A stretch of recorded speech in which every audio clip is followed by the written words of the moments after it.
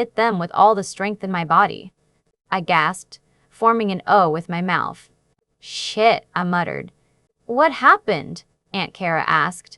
Jesse hit me, Andrew whined, pointing at me like a 5-year-old child. I glared at him until Aunt Fell's tinkling laugh erupted from her small frame. Oh boy, you are shaken like a dog trying to pass a peach pit. Calm down. A girl hit you? Man up, she said. Andrew stood up slowly, patting his jeans. I laughed and he scowled. Why don't you go see your boyfriend? He's probably worrying that his girlfriend is being kidnapped or something. Not that it matters. You hit like a man and would probably get away quickly. Andrew muttered the last part to himself. I blushed at the thought of Harrison being referred to as my boyfriend. The slight red tint to my cheeks did not help my protest against Andrew right now. I opened the front door and yelled out, I don't have a boyfriend, Jesse. Aunt Fell's sweet voice called out. I looked back at her before stepping out into the cool night air. She winked, and I knew just exactly what she was going to say. Letting the cat out of the bag ain't as hard as putting it back in, darlin'. I groaned and flipped off Andrew as he fell to the ground in a laughing fit. I couldn't help but feel as if I were being watched while I knocked on the wooden door of the pack house. I quickly scanned my surroundings and silently prayed someone would open the door soon.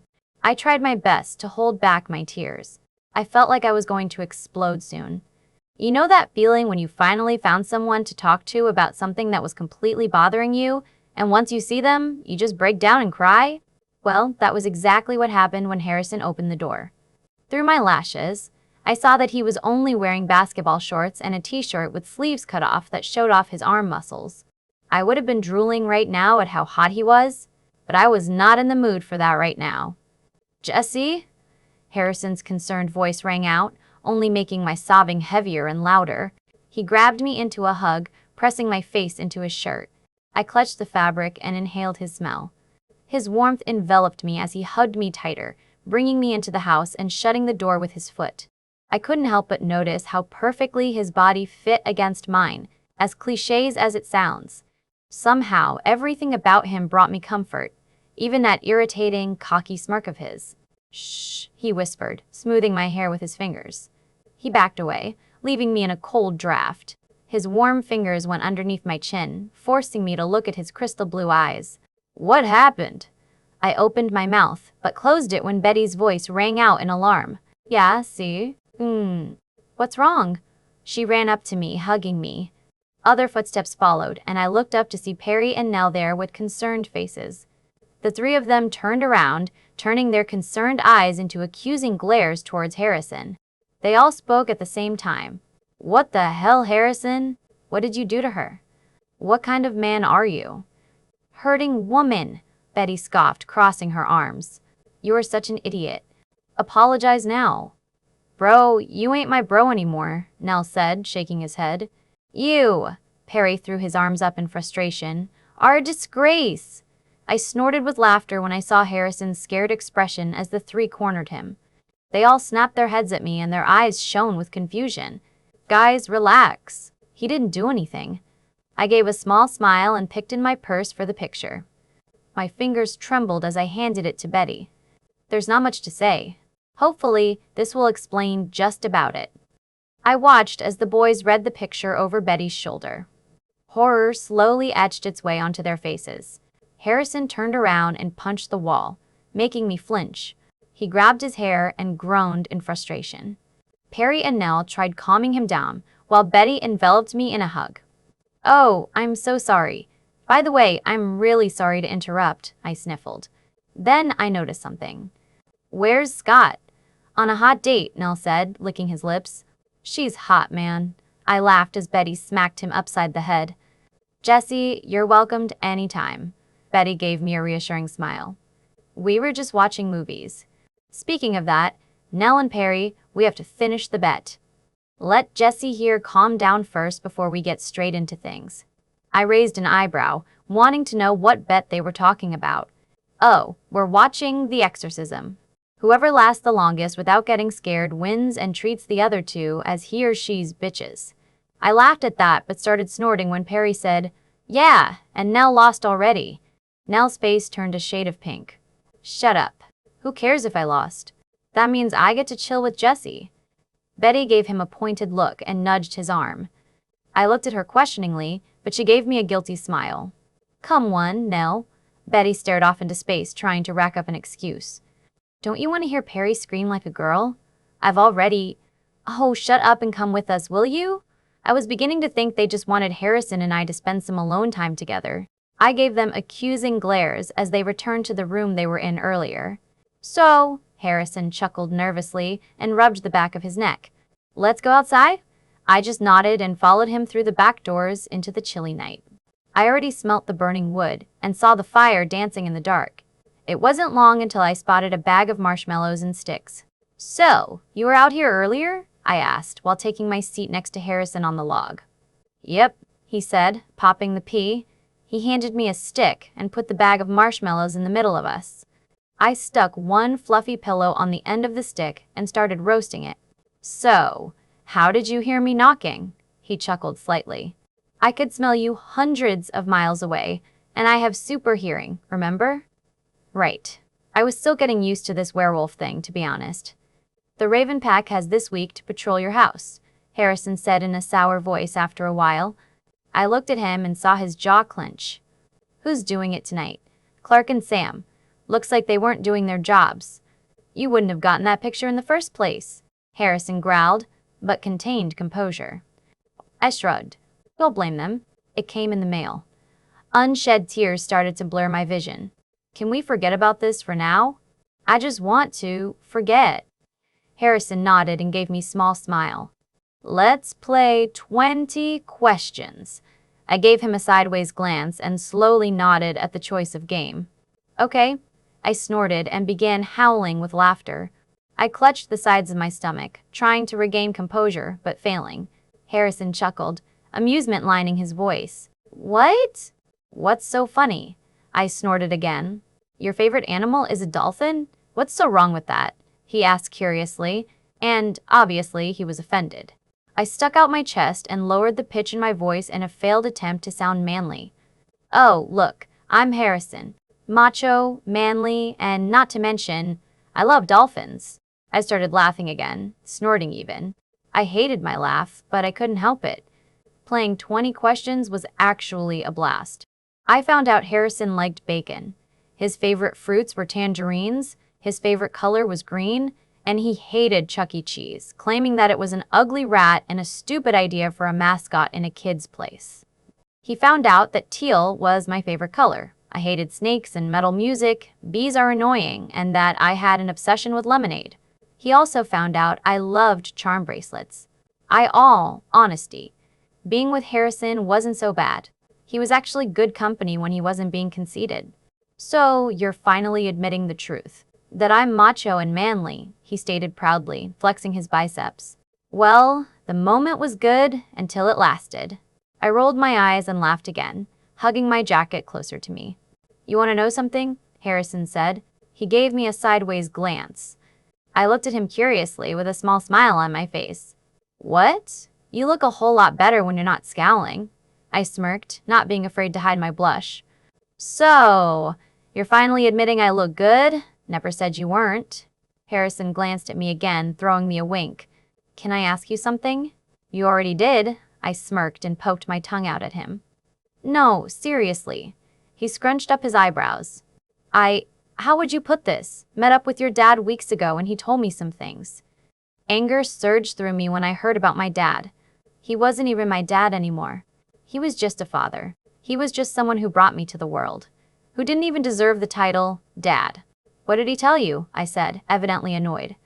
I looked at the fire, trying to find something to distract me. Look, Harrison sighed. I shouldn't have brought it up. I'm sorry. I groaned.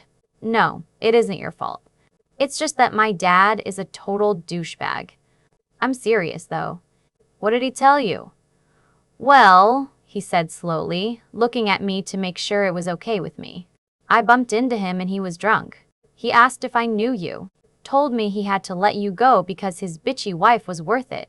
Also, he told me that a boyfriend of yours left you for your best friend. My face fell when all the memories came crashing down on me. You want to know what I think? What? My voice came out in a whisper as I stared at a rock on the ground. They don't realize what they're missing. I looked at him and saw that he was watching me intently. Everything about that statement came across clear and filled with sincerity. I gave him a small smile. Thanks, I whispered. I punched him, your dad, by the way. I laughed a little and looked up at him. Seriously? His eyes twinkled again. Yeah? He looked off into the stars sprinkling the sky, turning the stick slowly so the marshmallow will roast evenly. I could relate. Shocked coursed through me, and I looked at him. What? I gasped. Harrison's shoulders sagged. This was the first time I've seen him so vulnerable. His eyes shone with unshed tears. His voice quivered when he talked, his voice also bitter. My dad, he cheated on my mom. Harrison shook, and I could tell he had a hard time admitting it. I put a hand on his shoulder comfortingly, while he continued. Once upon a time, my father was on a honeymoon with my mom, where he found a woman half his age that was supposedly hot and sexy. Harrison spat. Since then, and for 4 years, he had an affair with that woman, and my mom didn't even know. It was shortly after me and Betty's 6th birthday, and that's when my father told my mom he will be having another baby with another woman. My mom broke down but cried even harder because she had news too. He started to cry while I held his hand in comfort, scooting closer to him. I couldn't believe I was hearing this, let alone from Harrison. Turns out, she was diagnosed with cancer. She died 6 years ago on my 11th birthday. His voice cracked. I started feeling hot tears roll down my own cheek. I believe that was probably the worst birthday anyone could ever have. After her death, all my father wanted was for us to be what he wanted us to be. I don't even know who I am anymore. I was shocked to hear that our fathers had so much in common. Harrison, you're you. Don't let anyone change that, I whispered to him since he was close to me. Then, I allowed a small smile to play on my lips. To be honest, I find that your arrogant smirk and annoying ways are some things I wouldn't want you to change. He turned his head and looked at me while a small smile crept its way onto his lip. His hand came up to my face and his calloused thumb rubbed away my tears. He also rubbed away the crease forming in between my eyebrows as I scrunched it up in anger. You shouldn't do that. It makes you get wrinkles faster, he said. I giggled, but stopped short noticing the close proximity. I could smell him. His amazing, woodsy, subtle, sweet smell that always made my mouth water. The warmth from his body radiated onto mine, and his fingers were still entwined with my own. The other was still caressing my cheek. I watched as his blue eyes darted from my eyes to my lips and back to my eyes again. I couldn't help but look at his lips either. It was so full and inviting, with a scar slightly marked on his bottom lip. He gulped as I quickly licked my lips. He looked into my eyes again. I know this might sound cheesy, but you want to know why my favorite color is green? I waited for him to answer. Your eyes gave me a reason to. I felt the heat rushing to my cheeks, and I felt myself leaning in closer to him. He too was leaning in. My heart started echoing in my ears, and it felt like it was going to explode soon. Every problem I had seemed to fade, and here sat the golden boy who helped me forget about it. His lips were just a hair's breadth away from mine now, and I couldn't help but gulp in nervousness. Just mere seconds, I would have those lips for my own. That's when I heard the piercing, high-pitched shriek coming from inside the house, causing me to jump apart from Harrison. I scrambled to my feet. He blinked a couple of times, and I giggled nervously. Betty is a really loud screamer. Harrison avoided eye contact and rubbed the back of his neck, chuckling nervously too. That was Perry. I would have died of laughter by now, but it was kind of an awkward moment. I was so close to kissing those lips. Oh, so darn close. Those full and amazing, no. Don't think like that, I scolded myself. I backed away slowly, pretending to look at a non-existent watch on my wrist. Oh, look at the time. It's getting late. Tell Betty I said congrats. Bah, yeah, shoot, Harrison muttered, trying to find distraction with the stick in his hands. He still avoided eye contact while I, again, laughed nervously. I quickly got in my car and made my way home, trying to ignore the rapid rhythm of my heart. Ash. Rushing into my room after getting back, I locked the door, hoping Andrew would shut up about my meeting with my boyfriends. That thought just made me even redder, if possible. I leaned against the white door and clutched my heart, which was still on overdrive, replaying the night I spent with Harrison. I felt like my heart was going to explode soon. What is this feeling? I wasn't supposed to feel this way. I promised myself that. Wow, Andrew wasn't lying when he said you had a boyfriend, a velvet voice sang out. I popped my eyes open and saw my mom walking out of my closet, holding my dress and laying it on my bed. I shook my head and even pinched myself. But sure enough, my mom was really there. I ran up to her and bear hugged her, feeling the huge grin spreading on my face. Yeah, Mom, I gasped. When did you get back? What the hell are you doing here? I felt comfort, and I closed my eyes as I felt her small hands pat my back. Oh, she said between choking and laughter. H, honey, if you don't choke me to death, I'll be alive to tell you. I laughed and backed away. Her eyes shone with happiness as her lips stretched into a smile. I came back when you were with your man, she winked. I almost groaned, but held it in. I'm here to help with Andrew and Amanda's wedding, duh. She gave me that, "Are you stupid?" look, which I laughed at. We're going out tomorrow to purchase some fabric for the wedding dresses, lunch so I could formally get to know Amanda, and going out to shop for wedding stuff. Invite your boyfriend. I want to meet him too, she continued. I looked at her in horror. But Mom, I have no boyfriend. No buts, Missy. It's either invite him or I go undercover and stalk your every move just to get to know him. Stop lying about having no boyfriend. It's evident that you do. I know you. You're my daughter. Won't get mad. You're inviting him and that's final. Fudge balls. This is so not good. I flopped down on my bed, sighing as I did so. It felt good to finally relax after a long, hot day. My hair was in a high, messy bun, and I was already in my pajamas. Wearing those skinny jeans and that flared top was suffocating me the whole day. I took a deep breath, relishing the cold air that left goosebumps on my legs and arms. Yeah, you probably guessed. We went shopping the whole day, buying cloth for the dresses, silverware, having a meeting with the caterer and the party designer, purchasing wedding favors, trying food and drinks, and so much more. My legs were hurting like hell, and my body was as stiff as cardboard. I'm sure that when I wake up tomorrow, I'll be sore to the bone. I didn't even want to eat dinner because fatigue was getting in the way. Yep, that's how tired I was. And no, I did not invite my so-called boyfriend. Besides, I didn't have one, so I pretended that my boyfriend spent the day with his father. I don't consider it lying. I was pretending. Those are two different things, right? Then, my thoughts drifted to Harrison. He wasn't my boyfriend, but somehow, he came to mind. I involuntarily smiled while I felt the blood rush to my cheeks. He seemed so normal. It seemed like he was just a hormonal teenage boy with problems like everybody else. There seemed to be nothing about him, supernatural and scary, even though he was a werewolf. I wonder why he doesn't talk about it often, and whenever I ask him about werewolves, he'll answer, but quickly digress. I could slowly feel my heavy lids start to fall and the darkness tugging me. My breathing became heavy as I was completely relaxed. I hugged the pillow closest to me and invited sleep. I'm at a payphone, trying to call home. All of my change I spent on you, Maroon 5 sang from my cell phone. My eyes had a hard time adjusting to the glow emitting from my phone.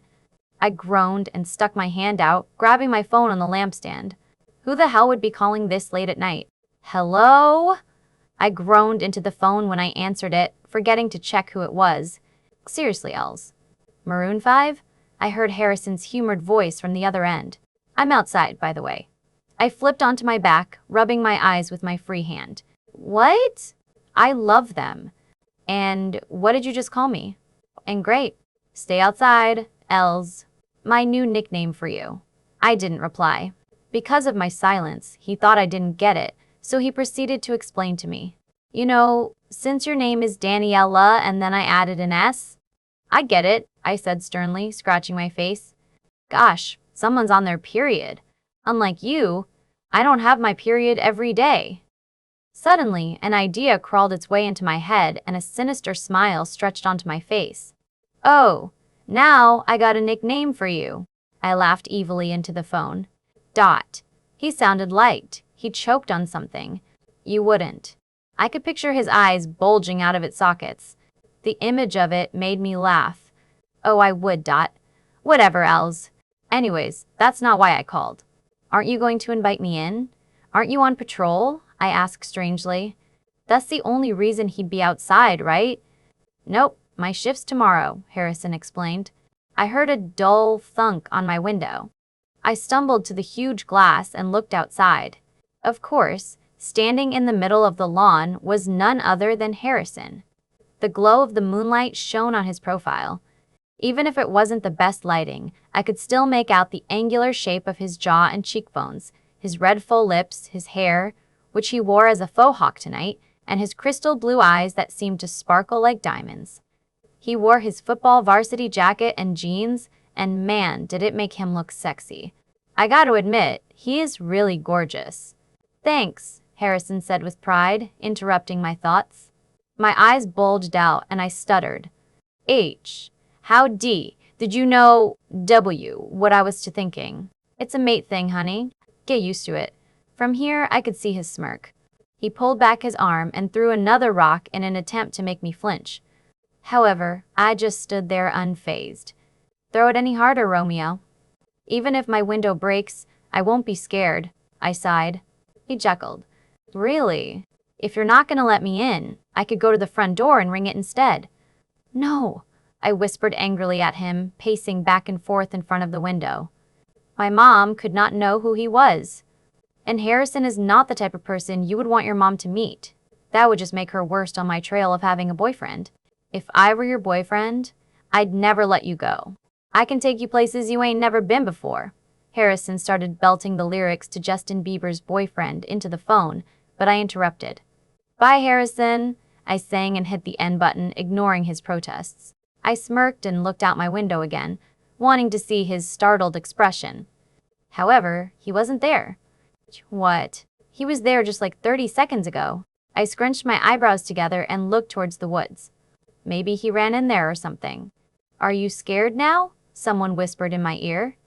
I jumped a mile into the air, making my phone fly. I almost screamed, but the person clamped my mouth to shut it. Relax, Els. You're so tense. I'd bit Harrison's hand in frustration, so he quickly pulled away, unfazed from my nibble. I quickly turned around and glared at him, but he just smiled sweetly at me. He chuckled, his face turning a shade of red, and pointed at me like he was a child. You should have seen your face. Harrison, how did you get in here? I tapped my foot impatiently and narrowed my eyes. I'm a werewolf, Els. He explained to me like I was a 5-year-old, flicking my nose. I rolled my eyes and crossed my arms. I shifted my weight to the other foot when Harrison's eyes raked down my body. He was trying not to make it obvious, but he was failing miserably. His blue eyes turned a dark shade, and it somehow got bigger than normal. Veins started to pop out slightly at his neck. I stared at him, shocked and awed at the same time. What was happening to him? It was so strange, yet so beautiful its own way. It was scary, but inviting. I was trying to figure this whole look out. However, he quickly shook his head and smiled. He turned his gaze up to my face. I like your pajamas. His smile widened. I blushed. I'm pretty sure I was as red as a tomato.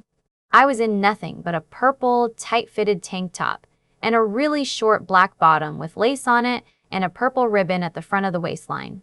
I'm not trying to be conceited, but it showed off my curves, my toned arms, and long, creamy white legs. Not to mention, my shorts hugged the cheeks of my butt perfectly. I would have changed if you waited, you know. I don't mind, he mumbled as his eyes lazily did another once-over of my body. He sucked in a sharp breath. I really don't mind. I snapped my fingers. Hey, Dot. He looked up at me, questioningly. Yeah, eyes up here. Now, why are you here? Then, the strangest thing happened. Harrison White blushed. He actually blushed. A slight pink tinge coated his perfect cheeks. One of my eyebrows rose up in shock. I just wanted to hang out. Really? Why are you here?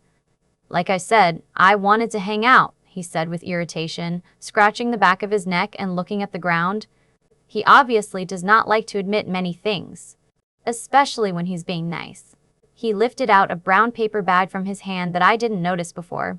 His voice was so tiny when he spoke. I brought Ben & Jerry's strawberry ice cream. It's your favorite, right?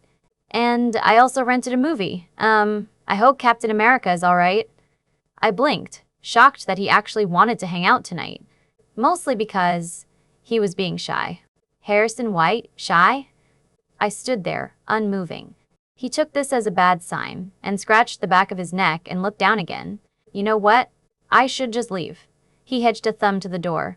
You can keep the ice cream. Sorry. That got me out of my shocked stage. He felt embarrassed.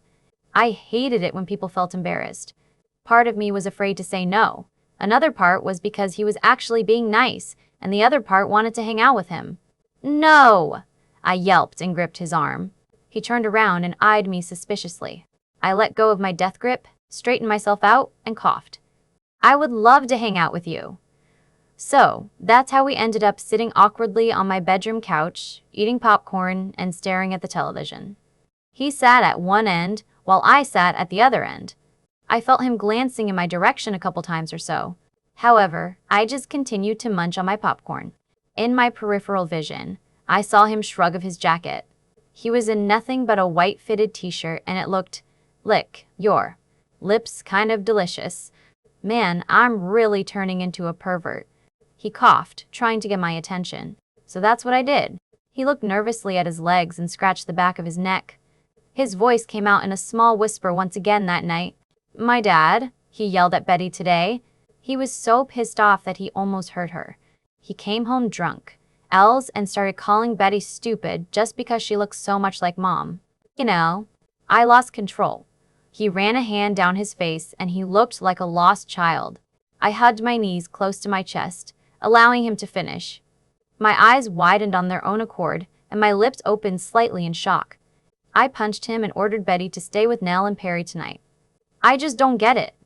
My dad is alpha, but I feel that my power is stronger because it's my time to reign soon. But I don't know, Els. I wished I didn't have so much power because I wouldn't have hurt the only parent I have now.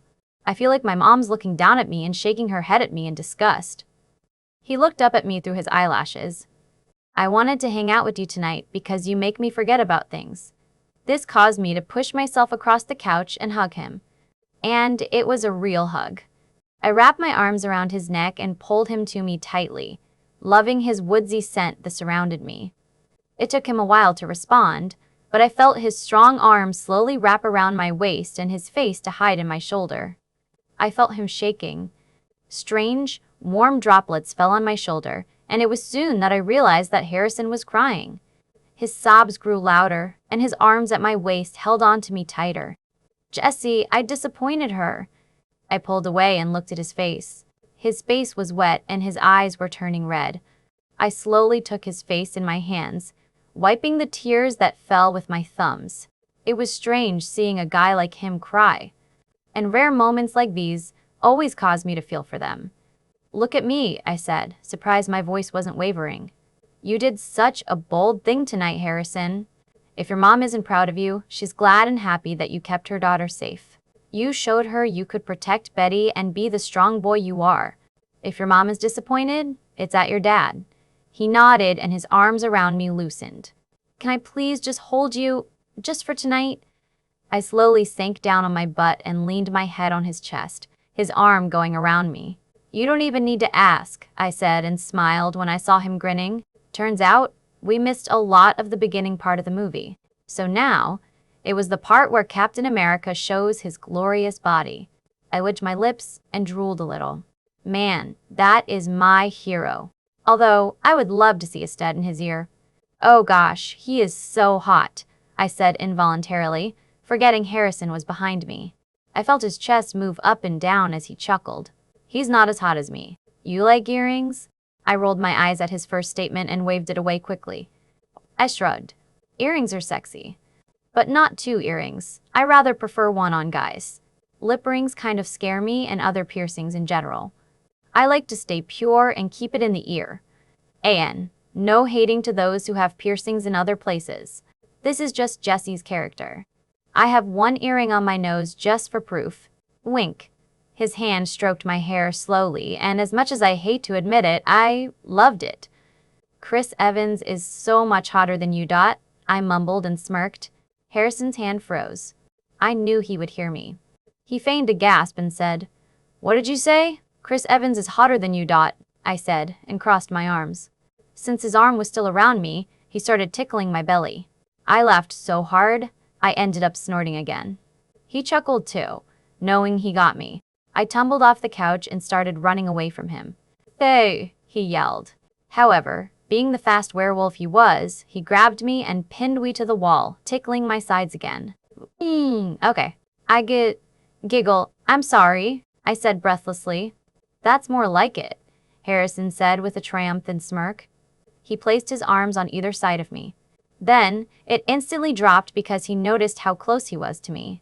I felt the heat from his body radiating on my skin, and if I would bathe in it forever. The light from the television flickered on his handsome face. His woodsy smell didn't fail to make me a little bit woozy. Most importantly, his eyes held so much intensity that it made me feel wanted and adored. Was it me? Or was this moment just repeating itself again? He dragged his eyes from my own to my lips, his pupils growing bigger and turning black to crystal blue again every second that seemed to pass. I saw his Adam's apple move and down as he gulped. I couldn't help myself as I looked at his full lips too, trying to memorize every crack on it. The way the light scar line was slightly slanted to the right, I slowly brought my hand to his lips, tracing the scar on his bottom lip. Without meaning to, Harrison shuddered. I looked at his eyes, which were trained on my lips. However, he didn't move, or even try to make a move. Indecision crossed his eyes. He was obviously scared, like I was, but it was time to make a change. So I popped up on my tiptoes and pressed my lips onto his soft ones. "Harrison's POV, you stupid bitch," I heard my father's voice boom throughout the house. It was slurred and hard to make out, a sign that he was drunk once again. "You are so pathetic. The nights my dad comes home drunk are the nights he thinks of Mom, which was practically every night. The rare nights he actually comes home sober are when he's in a meeting or doing his alpha job. It was normal in my house for Dad to come home drunk. However, he never came home yelling and getting mad at anyone. He would usually just sulk off to his room and slump down in his bed. Closing the door softly, I stayed in place and listened to the yelling. My eyebrows scrunched up as I heard the soft cries of the person he was yelling at. He was probably yelling at one of the older werewolves of the pack, most likely for stepping foot in the other pack's territory without permission.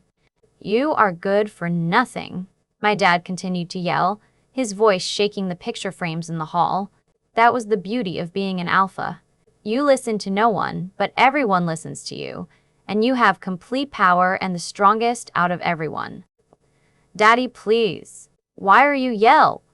Betty's voice was small, laced with confusion and hurt. My head perked up at my sister's voice. That was all it took for me to come running into the kitchen. My father's back was to me as he interrupted Betty's pleading. "Shut up, you bitch!" Then he looked up at the ceiling, as if he saw God there or something. "You think this is funny?